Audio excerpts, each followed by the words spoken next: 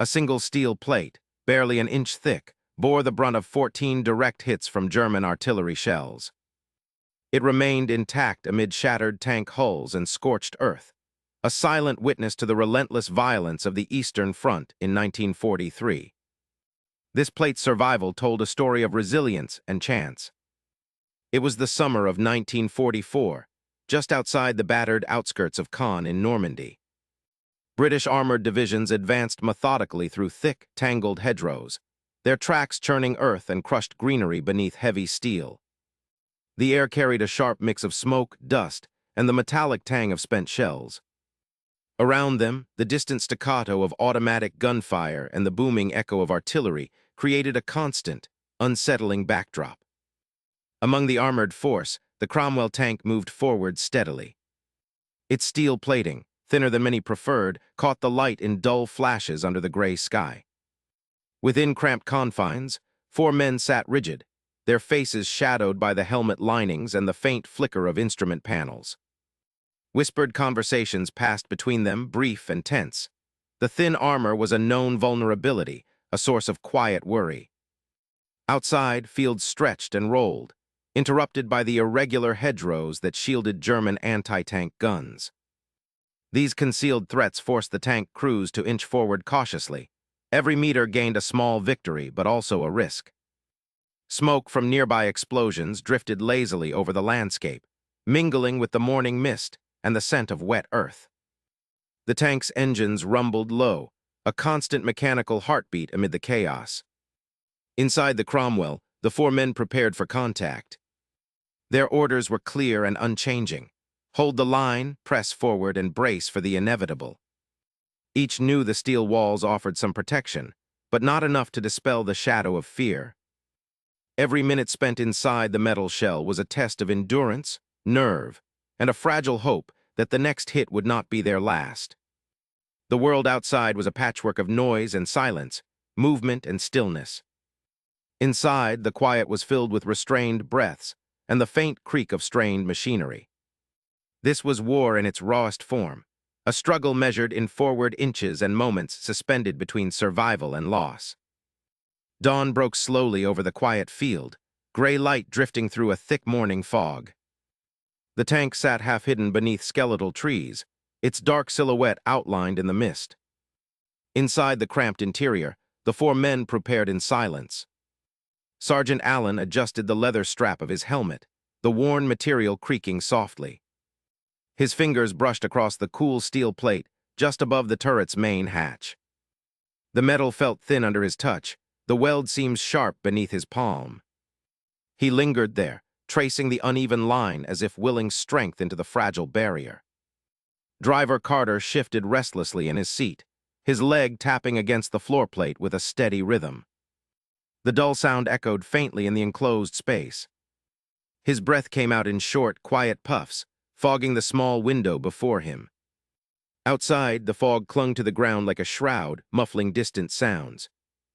Gunner Hughes tightened the straps on his helmet, the buckle scraping softly against his collar. He glanced over at Carter with a half-smile, breaking the silence. "Got any breakfast? I'm starved," he said lightly, voice rough from disuse. The words hung briefly, an attempt to cut through the tension.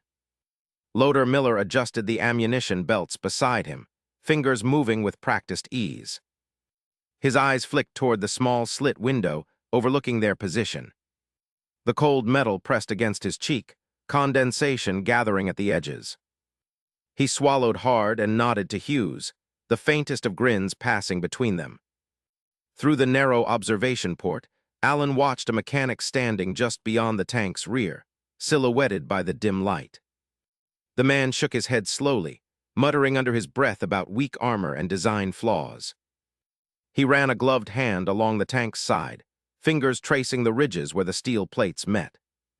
A supply truck rumbled down the dirt road nearby, its engine stuttering in the damp air. The driver, a lean figure wrapped in a heavy coat, flicked a quick sign of the cross as he passed the tank. The gesture was swift, almost mechanical, yet carried the weight of silent hope. Inside, Carter's leg continued its restless beat. The confined space pressed in on them from all sides, the metal walls cool and hard. The faint scent of oil and sweat mixed with the damp chill, filling the cramped compartment. Each man was acutely aware of the metal's thinness, the fragile shield they relied on. None spoke of the fear that settled like a stone in their stomachs, that the plate would not hold. The unspoken dread wrapped around them tighter than the cold steel. Instead, they performed their routine, tightening straps, checking weapons, adjusting gear. Alan's hand tightened briefly on the weld seam before releasing it slowly. He inhaled deeply, the stale air filling his lungs. Outside, the fog thickened, swallowing the distant trees and blurring the horizon. The tank sat still, waiting in the heavy silence. Hughes glanced at Alan and cracked a dry joke about breakfast again, but the laughter died before it started. The tension in the compartment was palpable, a quiet weight pressing down on each man. Their faces were lined with fatigue, eyes shadowed from long nights and endless waiting. The tank's engine idled softly, a low mechanical hum beneath the whispers of the morning wind. The steel plates creaked faintly as the machine settled in the cold earth. Carter's tapping slowed, then stopped. He exhaled heavily, jaw clenched tight. Miller reached for a small flask, offering it to the others in a silent gesture. The flask's metal surface was cold, reflecting the dim light through the foggy wind. One by one, they took small sips, the bitter liquid warming their throats briefly. The mechanic's muttering grew more frustrated, his voice low but sharp. He stepped back, fists clenched at his sides, eyes scanning the tank's exterior with grim concern. The men inside could hear the distant rumble of more vehicles approaching, the murmur of preparations beyond the mist. Alan looked once more at the thin steel, fingers tracing the ridge of the weld. The plate was cool, unyielding but fragile. A faint echo of doubt lingered beneath the surface, a quiet question without an answer. The tank crew settled into their stations, helmets tightened, weapons checked. The day was beginning, but the shadow of what might come hung heavily on their shoulders. They sat together in the cold metal shell, bound by duty and the fragile hope that their armor would hold. The tank's engine growled steadily beneath the worn steel hatch, its treads grinding through thick mud that clung like paste to the wheels. Each forward lurch pressed the machine deeper into the soggy earth, the muffled clatter of metal links punctuating the cold morning air. Inside the cramped hull, the scent of oil mixed with dust and damp fabric, a lingering reminder of long hours beneath the gunmetal shell. Radio static crackled intermittently in the cramped compartment, a low, persistent hiss that filled the silence between commands. Hughes, seated near the radio set, tuned his ear closer, eyes narrowing as he listened for any sign of enemy chatter or movement. His fingers hovered over the dials, ready to adjust, but the static remained unyielding, a ghostly white noise that swallowed distant sounds. Outside, the sky began to lighten. A break in the heavy clouds revealed a patch of pale sun, weak but insistent, casting sharp shafts of light over the distant fields. The illumination revealed long stretches of churned earth, broken by trenches and low mounds, the ghostly outlines of German defensive positions somewhere just beyond the horizon. The fields ahead lay quiet now, but the tension in the crew's posture spoke of restless expectation. Carter gripped the steering handles firmly, his eyes fixed ahead as he maneuvered the tank around a jagged shell crater. The crater's edge crumbled under the weight of the treads, sending small shards of mud and rock cascading into the pit. The crew felt the subtle shudder as the machine settled and pressed forward again. Alan sat hunched over a worn map, its creased paper marked with smudged ink and hastily drawn lines. His voice, low and steady, cut through the hum of the engine as he traced their position with a finger. "We're nearing the crossroads," he said quietly. "German guns reported just beyond the ridge. Expect resistance soon." His words held no hint of fear, only a measured acceptance of the danger ahead. The tank passed the burned-out hulks of other vehicles, a grim gallery of steel carcasses. One Sherman lay abandoned, its turret twisted and torn open like a mangled shell. Blackened scorch marks marred the hull, and the silence around it deepened. The sight was a stark reminder of what awaited them beyond each bend in the road. Within the compartment, the atmosphere grew heavier. the crew's breathing synchronized with the rhythm of the tank's jolts and juddering movements. The thin armor, barely more than a metal cage, transmitted every bump and shake directly through to their bodies.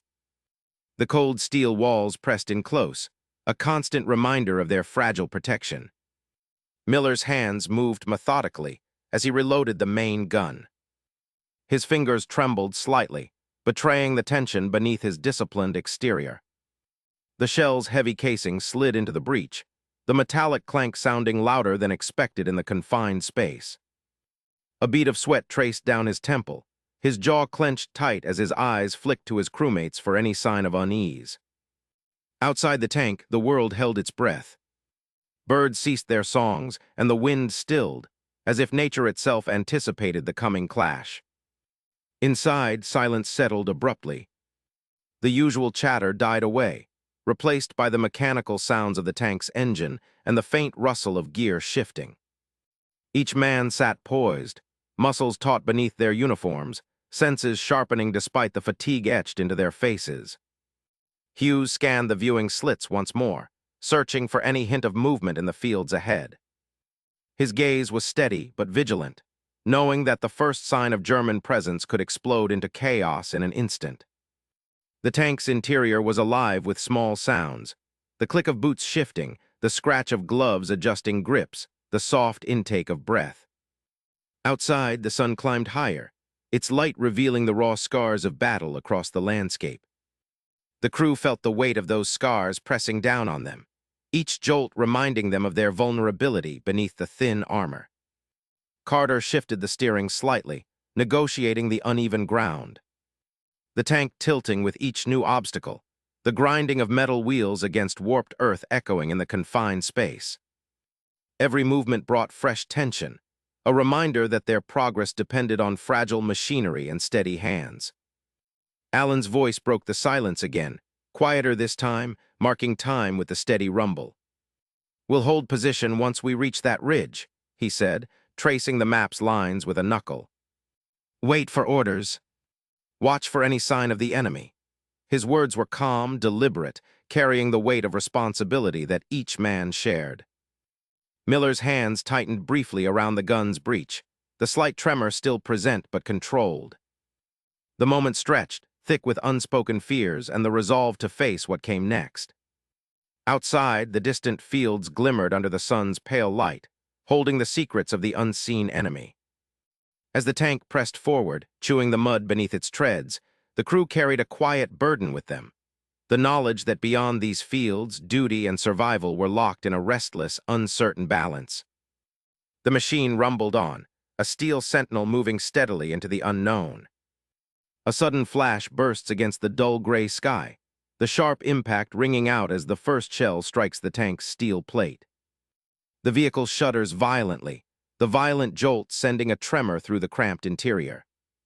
Allen's voice cuts through the heavy clang of metal, firm yet urgent. "All right." One by one, the men respond. "Yeah, here, all good." Their voices are steady, though a tense edge underlies each word. The steel plate groans under the force, but holds firm. A thin haze of smoke begins to seep through the seals around the hatch, curling into the cramped space and mixing with the heavy, recycled air inside.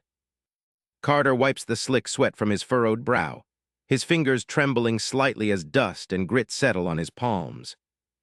The acrid smell of burnt powder and scorched metal lingers, sharp in his nostrils. Outside, the tank's surface is peppered with dirt and torn grass, the earth itself raining down after the explosion. The radio crackles with static and urgency. A voice, strained but clear, reports the location of enemy anti-tank guns up ahead, their positions marked and deadly. The men exchange wary glances, the weight of the warning thick in the confined space. The tension tightens again as the warning fades. The air feels heavier, charged with the silent promise of more violence. Moments crawl by, measured only by the harsh breathing of the crew and the faint hum of the tank's engine. Then they hear it, the faint, high-pitched whine of another incoming shell, slicing through the air with ruthless intent. The men snap into position, muscles coiled and ready. Eyes dart toward the small vision slits, scanning the horizon with desperate focus. Breaths grow shallow, locked in the cage of their chests. No one moves. The tank rocks violently once more as the next shell lands, a deafening blast that shakes the earth beneath them. The concussive force rattles gear and bone alike. Inside, the men brace themselves against the sudden lurch. The steel plate dents inward, a visible scar of the assault, but the armor remains intact. A thin sheen of sweat glistens on foreheads. The men exchange silent nods, a shared acknowledgement of survival. The radio bursts to life again, voices tense but controlled, confirming the enemy's persistent fire. The men remain silent, their minds racing beneath calm facades. The smell of burnt powder thickens, mingling with the faint metallic tang of fear and resolve. Carter's hand tightens around the radio handset, knuckles whitening. He blinks rapidly, blinking away the dust that stings his eyes. The world outside is a blur of smoke, mud, and shattered grass, the battlefield reduced to a chaotic storm of noise and movement. Alan scans the cramped interior, his eyes meeting each man's in turn, seeking reassurance in the unspoken bond forged by shared peril. Each face is drawn tight, lips pressed into firm lines. The tank shudders once more, but the steel plate holds its ground, battered but unbroken. The men settle into a fragile stillness, senses alert for the next strike. The weight of the moment hangs heavy, a silent testament to endurance amid the din of war. 3 shells slammed against the tank in rapid succession, each impact reverberating through the steel hull like thunder. The sound filled the cramped interior, deafening in its intensity, drowning out all other noise. Metal groaned and shuddered under the relentless pounding, vibrating through every rivet and seam. Miller cursed under his breath, the harsh syllables swallowed by the roar. Hughes, sitting near the rear turret, attempted a weak joke, voice thin and strained. His words barely carried over the cacophony, more a tremor of defiance than humor. The others did not respond. Their faces remained set, taut with focus and rising tension. Alan crouched by the main gun, eyes scanning the mechanisms, hands steady but alert. Carter, near the hatch, shifted his gaze outward, calculating angles, distances, and threats beyond the steel barrier. Dust hung in the narrow beams of sunlight that penetrated the small slits and openings. It floated lazily in the claustrophobic space, settling on the worn leather seats and cold metal surfaces. The air was thick with the metallic tang of sweat and oil, mingling with the faint scent of burned powder from earlier engagements. The radio sat silent, a dark box without signal or voice.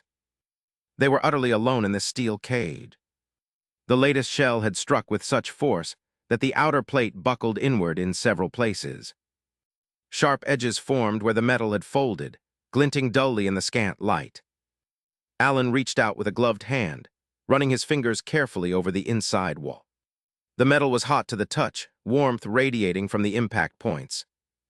His skin met the barrier but found no breach, no telltale signs of penetration. Relief flickered briefly in his eyes, quickly replaced by grim determination. Inside, the heartbeat of the tank crew slowed for a moment, synchronized with the brief lull in the barrage. Then it rose again, quickening as the next shell screamed through the air toward them. The world outside was a chaos of smoke and dust, punctuated by distant gunfire and explosions. Yet inside the tank, the silence between strikes was thick and heavy, filled with the weight of anticipation. Miller adjusted his helmet strap, sweat trickling down his temple. His hands clenched into fists at his sides, knuckles white against the grime. Hughes's face was pale, the faint smile gone, replaced by a stare fixed on the narrow viewport. Alan's eyes flicked to the gun sights, then back to the metal walls, measuring every vibration. Carter's fingers tapped against the hatch frame, counting the seconds, calculating odds, waiting for orders that might never come. The steel groaned again under assault, a low, threatening sound that rolled through the tank like distant thunder. The crew shared a quiet understanding. Each impact was a test of their mettle and their will. They were battered, bruised by the shell's fury, yet still whole. No cracks in the armor, no holes that would let death inside. For now, outside, the battlefield was a tableau of dust clouds and shattered earth, the sun casting long shadows across the scarred landscape. Inside, time slowed, measured in breaths and heartbeats, in the metallic taste of fear and resolve. The radio remained dead. No word from command, no calls for reinforcement or retreat. They were isolated, held fast in this moment of violence. Alan shifted his weight, pressing his palm flat against the curved wall. The heat radiated steadily, a reminder of the damage sustained. He could almost feel the force of the shells vibrating through the steel, as if the tank itself were alive and wounded. The others shifted slightly, each movement careful, deliberate. Their uniforms were dust-streaked and stained, their faces smeared with grime and sweat. Eyes sharp, muscles taut.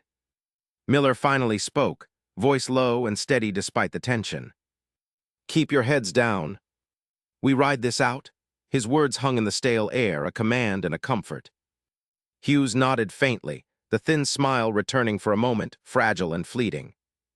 Alan checked the gun's mechanisms once more, ensuring readiness.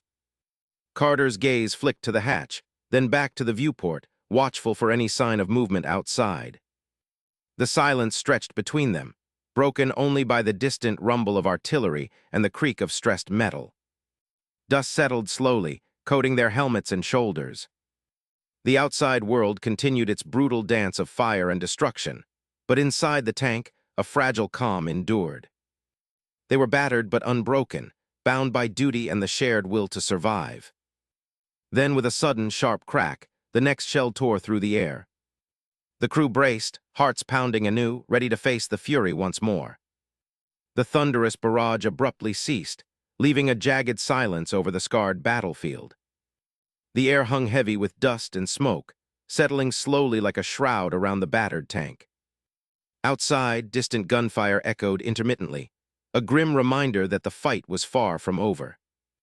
The sharp crack of rifle shots punctuated the stillness, mingling with faint shouts of men somewhere in the trenches beyond. Inside the cramped hull, the crew sat motionless, ears straining to catch every sound. The tank's metal shell, once hot and humming, now cooled with a subtle ticking, metal contracting, settling after the storm of fire. Sweat clung to their brows, mingling with the grime pasted to their faces. Each man was caught between exhaustion and alertness, senses stretched taut. Alan, the tank commander, broke the silence with a low, steady voice. "Miller, check for leaks. See if we've taken any hits below the armor." His eyes scanned the control panel, then flicked to the scratched viewport. The faint glimmer of daylight barely penetrated the thicket. Miller nodded, moving carefully along the narrow interior, fingers tracing seams and joints. Carter, the loader, sat near the turret, hands trembling as he brought a canteen to his lips. The water was cool but tasted faintly metallic, a harsh contrast to the dryness on his tongue. His breath came uneven, betraying a tension he fought to suppress. The tank's shuddering had left a lingering fear beneath his skin, a feeling that spilled silently into the cramped space. Hughes, the driver, reached up with a grimy rag to wipe the sweat and dirt from his face. His eyes were narrowed, reflecting a mix of fatigue and something harder to name, an unspoken question about what might come next. The rag moved slowly, mechanically, as if the simple act of cleaning could scrub away the weight pressing on all of them. They exchanged glances, brief and loaded. Relief flickered in their eyes, tempered by the sharp edge of fear and disbelief. The armor it held, the too thin plate Alan had warned about, now a testament to fragile survival. No one spoke the fact aloud, but it lingered between them. They had been lucky for now. Alan knelt next to the side of the tank, chalk in hand, tracing circles where the shells had struck.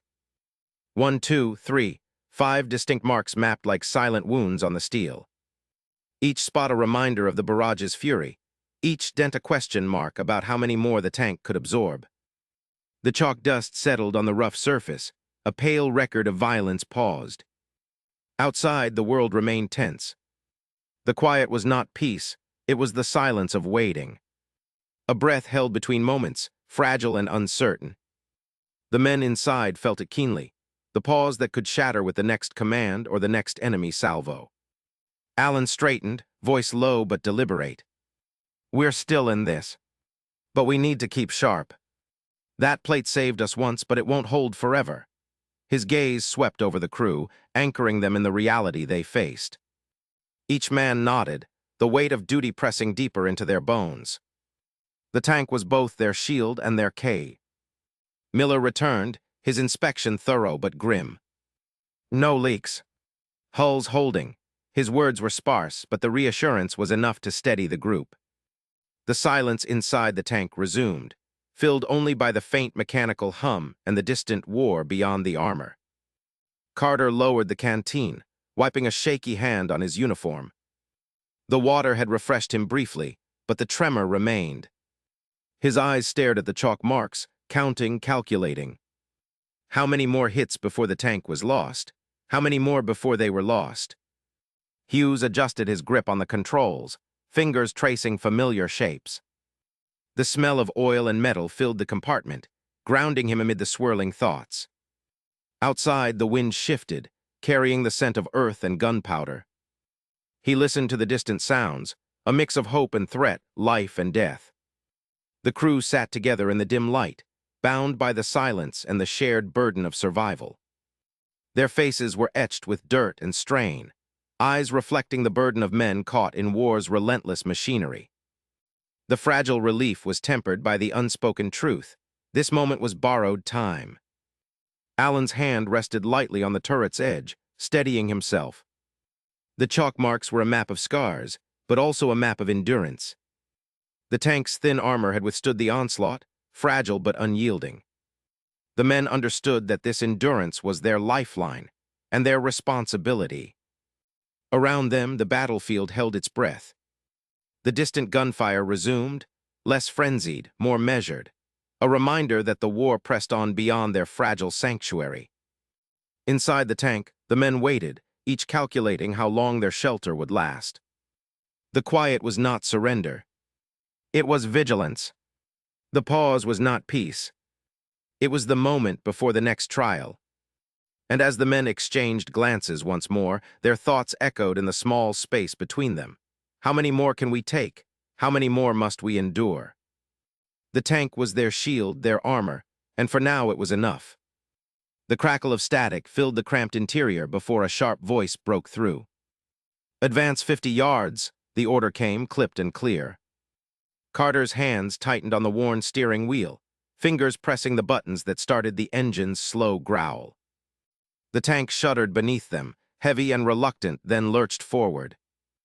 Outside, the trees smeared into streaks of dark green and gray, branches whipping past in a blur as the tank rolled over the uneven ground. Dust and dry leaves stirred, falling away from the treads with every slow, grinding rotation. The metal groaned softly under the strain. Hughes crouched low beside the periscope, eyes narrowing. A flicker of movement caught his attention. A patch of grass quivered roughly 50 yards ahead. His voice cut through the cabin, tense and quick. "German infantry." Low in the grass, front right. Allen's hand moved swiftly to the radio microphone. "Request covering fire," he called, voice steady despite the tension squeezing his chest. The others heard it, an unspoken understanding that the next moments would demand everything.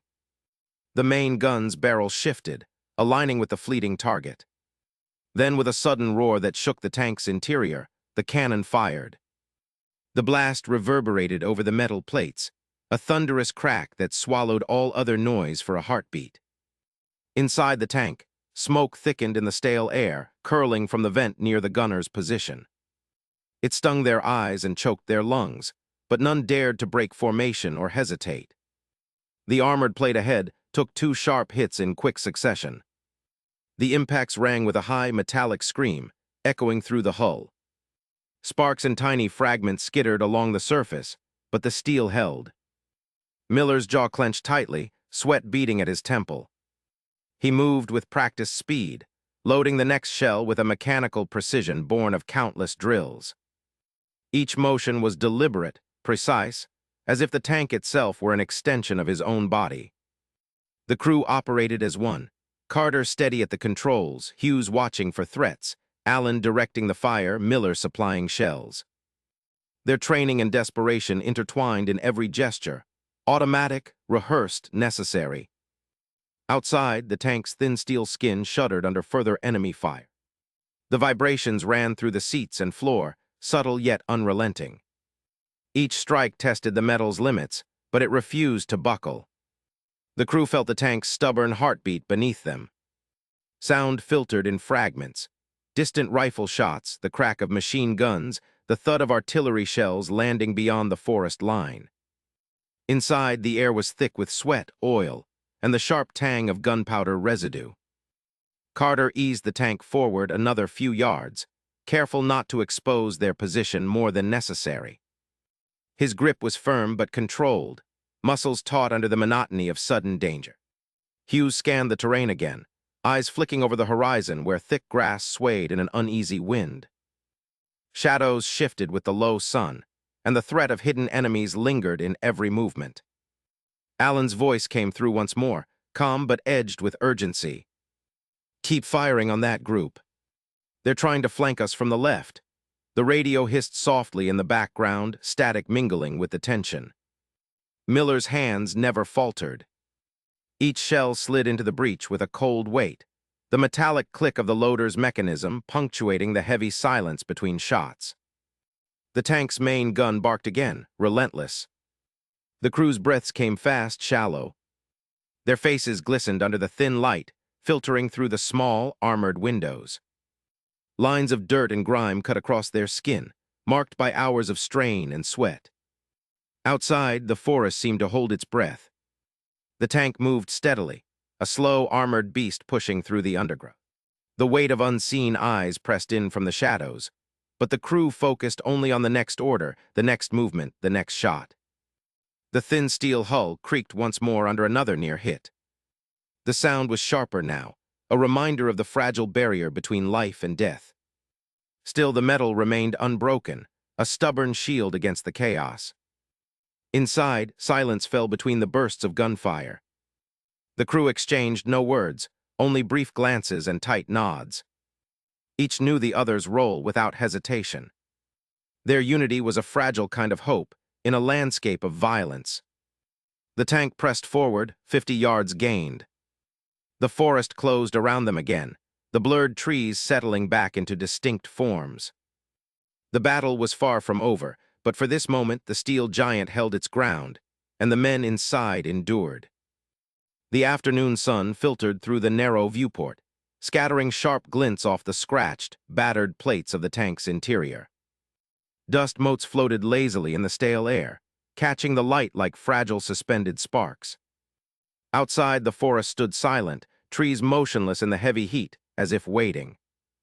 Inside the cramped hull, the crew moved with the slow precision of men accustomed to stillness between storms. Allen's hands methodically checked the worn leather straps of his gear, fingers tracing the rough edges as if by touch he could confirm their readiness. The sweat on his brow left faint trails on the grimy metal beneath his elbow. He glanced up at the curved armor ceiling, the surface scarred by shrapnel and dents, each mark a silent testament to battles endured. The memory surfaced suddenly, the engineer's voice low and grim. "It won't last under fire." The warning echoed in his mind with a brittle edge. He suppressed a smile that felt out of place, almost bitter, and returned his focus to the faded map tucked beside his seat. Carter sat opposite, hunched forward in the narrow space, a worn photograph taped unevenly to the dashboard before him. The edges curled from heat and time. He reached out, fingertips lingering on the grain of the paper, tracing the outline of the small girl smiling back. The image was a stark contrast to the gray metal walls enclosing him, a fragile piece of a life paused. His eyes lingered on it, then darted quickly back to the observation slit, the muscles in his jaw taut. The silence between them was thick, unspoken worry pressing against their chests. Near the rear hatch, Miller brought a shell casing to the dim light, his knuckles rough from hours of handling ammunition. With a small, deliberate movement, he scratched initials into the brass with a pocket knife blade. The letters were crude but clear. The metallic scrape was faint but sharp in the quiet. He paused, watching the simple act, his eyes distant as if marking time by the initials. The tank's interior was warm, almost suffocating, each breath heavy with the smell of oil, sweat, and the tang of spent gunpowder. No one spoke of the danger that lingered unseen beyond the thick steel. It hovered in the air like a silent, invisible weight. The engine's idling rumbled deep beneath their feet, a low heartbeat that filled the confined space. Outside, the sounds of the forest were muffled, as if distant and unreal. No birds, no rustle of leaves, only the faint murmur of wind. The world beyond the armored walls seemed paused, held at bay by the cold metal enclosing them. Alan's gaze shifted to the controls, fingers tapping lightly on the worn levers. The tank felt alive beneath them, a formidable and fragile machine holding together by sweat and resolve. The heat pressed in from all sides, the cramped space amplifying every sound, the scrape of boots, the clink of metal, the distant creak of tracks adjusting. A faint breath escaped from Miller as he settled the shell casing beside his knee. Each man was alone and together in the stillness. Their thoughts remained guarded, the tension palpable but unreleased. The threat that had chased them into this brief respite had not vanished. It waited like a shadow just beyond their vision. The weight of unseen eyes, of potential violence, hung heavily in the stifling air. Yet in this moment, inside the tank's hot, claustrophobic embrace, the world was reduced to the immediate, the rough texture of gear, the faint gleam of metal, the silent company of comrades. Outside, the late afternoon sun cast long, brittle shadows across the forest floor, but inside, time moved differently. Minutes stretched thin between heartbeats, each breath measured against the rising heat. The tank's instruments showed no fault, but Alan knew better. The engineer's words had been exact, a sober prediction grounded in hard experience. Under fire, their protection was paper-thin. The knowledge shaped their quiet vigilance, a coil of tension beneath their skin. Carter's fingers tightened around the photograph, a brief tightening of the jaw, a blink against rising emotion. Miller's initials on the shell casing caught the light again, a small, private gesture amid the encroaching silence. Alan exhaled slowly, the cool air of his breath barely stirring the stale atmosphere. The tank held them here, suspended between moments of terror and exhaustion. In the stillness, the crew was bound by duty and the fragile thread of humanity that endured beyond the steel. The machine was both prison and shield, a confined world where the outside war felt distant yet never absent. As the sun dipped lower, the light flickering off the battered plate seemed to pulse faintly, a fragile beacon in the quiet that was both reprieve and reminder. The danger was not gone, only postponed. Inside, the tank was alive, hot, claustrophobic, waiting. The sudden roar of artillery broke the tense silence inside the tank. 4 shells struck in rapid succession, each explosion shaking the vehicle violently. The crew was thrown against their seats, the jarring impact pressing their bodies back and forth. Dust and small debris rattled through the cramped interior, coating the metal surfaces with grime. Alan's voice cut sharply through the chaos, crisp and authoritative despite the shaking hull. "Brace, hold positions, eyes sharp." His words were clipped, a steady anchor amid the storm. His hands gripped the edge of the gun's sight, muscles taut beneath the uniform. Outside, through the narrow slit of the commander's hatch, Hughes focused on the horizon. A faint flash marked the distant muzzle of an enemy gun. He tracked it carefully, calculating their next strike. The faint smell of burnt powder drifted in, mingling with the stale air inside the tank. Miller's movements were urgent, almost frantic. He swore under his breath as he shoved a heavy shell into the breach. The metallic clang echoed inside the confined space. His fingers trembled from fatigue and adrenaline, scraping against the cold steel. The shell fit snugly, but the effort left his knuckles raw and scraped. The steel armor above them groaned under the assault, bending slightly with each hit. The paint peeled and cracked, revealing bare metal beneath. Small rivulets of dust trailed down the bowed plate, mixing with tiny flakes of rust. The tank's exterior shuddered visibly, a battered shell facing relentless fire. Carter's hands did not relent, gripping the steering controls firmly. The skin was torn in several places, blood seeping from the fresh wounds. His knuckles whitened, as he fought to keep the vehicle steady on the uneven ground. Every jolt threatened to wrench the wheel from his grasp, but he held firm. The radio crackled suddenly, cutting through the tension with a burst of frantic British voices. "Tanks lost on the ridge, need immediate support, coordinates." The transmission broke up, urgency raw in every syllable. The crew listened intently, the weight of the message settling over them. A heavy silence followed, thick with unspoken recognition. They knew what the radio meant. Their unit was exposed, advancing into deadly territory. The next barrage might be aimed directly at them. No one spoke. Each man absorbed the grim reality in his own way. Alan's eyes narrowed, scanning the periphery as the tank rocked again from distant explosions. The creak of stressed metal filled the confined space, punctuated by the soft thud of loose equipment shifting.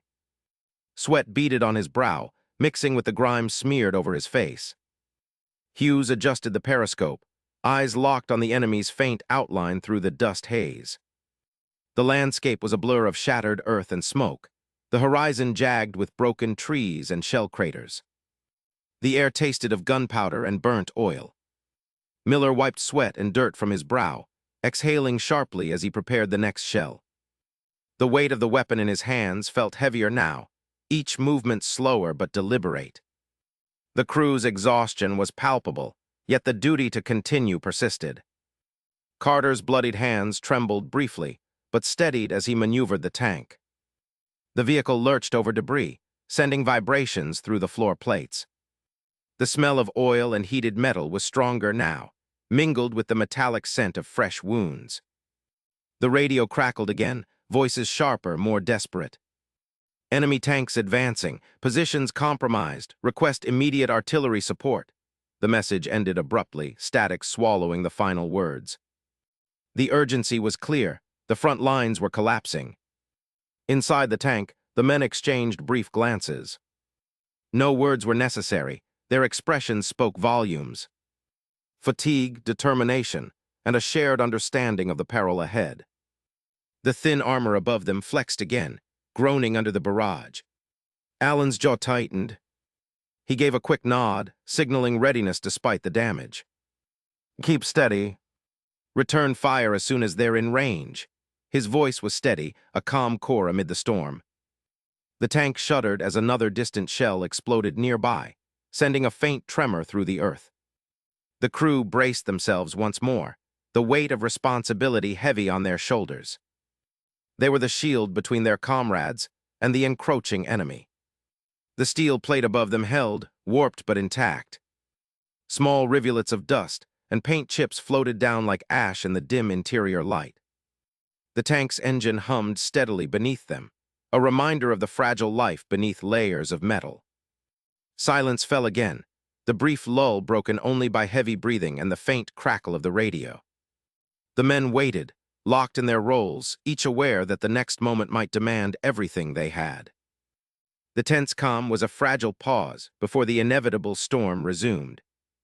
The tank shuddered violently as the 14th shell struck, a heavy blow that sent dust and sparks flying inside the cramped compartment. Then silence. The world beyond the steel walls was muffled, a thick haze of smoke and distant thunder filling the air.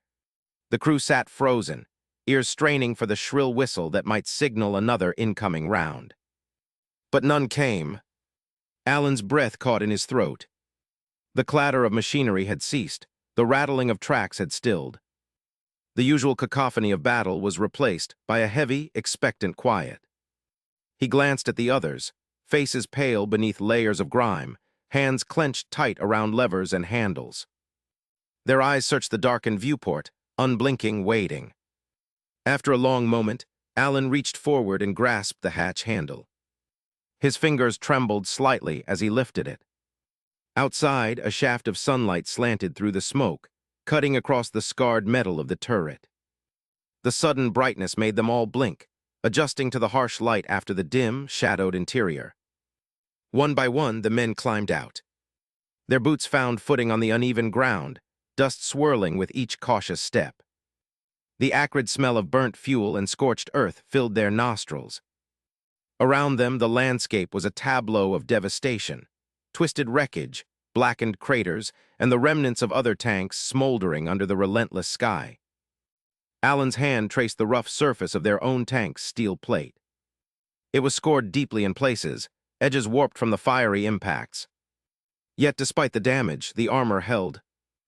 The weight of the metal under his palm was a silent testament to the machine's endurance and the men's survival. Nearby, a handful of survivors from other crews waved weakly, raising fists or tapping their helmets. Their faces were streaked with soot and exhaustion, eyes hollow yet alive with the fragile spark of hope. Alan nodded at them, a small gesture of solidarity amid the room. He stepped back, counting the dents and gouges marring their tank's hull. His voice was low, unsteady. 14 hits, he said, the number hanging heavy in the air. The others listened, the sound of his words filling the vast quiet like a reluctant truth. The men gathered close, forming a tight circle around the battered vehicle. Their hands found the cold steel once more, fingers splayed against the scarred surface. In this simple act lay a complex mixture of emotions, relief that they had survived the barrage, and guilt that others had fallen. No words were spoken. The silence was thick, charged with the weight of unspoken memories, flashes of smoke, the roar of explosions, and comrades lost to the relentless advance of war. The men's eyes met briefly, conveying the shared burden of those who endured. Shadows lengthened as the sun dipped lower, casting long lines across the shattered terrain. The distant rumble of artillery had faded, replaced by the occasional crackle of burning wreckage. The air was still, save for the faint rustle of wind stirring the dust. Alan drew a slow breath, the taste of grit and smoke lingering on his tongue. His gaze lingered on the battered armor before him, the cold metal that had been both shield and prison. The tank had been their refuge and their battleground, a silent witness to their struggle. Around them, the battlefield lay quiet but restless, as if holding its breath. The men stood firm, shoulders squared against the chill creeping into the evening. Their shared contact with the steel was a tether, grounding them amidst the chaos. In that moment, the horror of destruction settled beside the fragile thread of survival. The men's faces reflected the uneasy mix of gratitude and sorrow, a quiet acknowledgement of the price paid for this breath of life. The tank remained, battered but whole, a stark symbol of endurance in a world fractured by war. And as the survivors stood together, hands on the metal that saved them, the weight of their survival pressed upon them, an echo that would linger long after the guns fell silent. Night had settled over the shattered landscape, the sky a heavy, low blackness interrupted only by flickers of distant flares. The tank rested against scorched earth, its metal hull scarred and dull beneath the pale moonlight. The air was thick with smoke, the acrid scent of burnt fuel still clinging to the cold night. The crew sat on the tank's sloping turret, hunched close together under threadbare blankets. Their fingers moved mechanically, tearing at hard biscuits and unwrapping tins of cold rations. The rustle of paper and the clink of metal were faint sounds, swallowed by the vast silence around them. Each man chewed in quiet, the taste of stale corned beef and dry bread filling their mouths without appetite.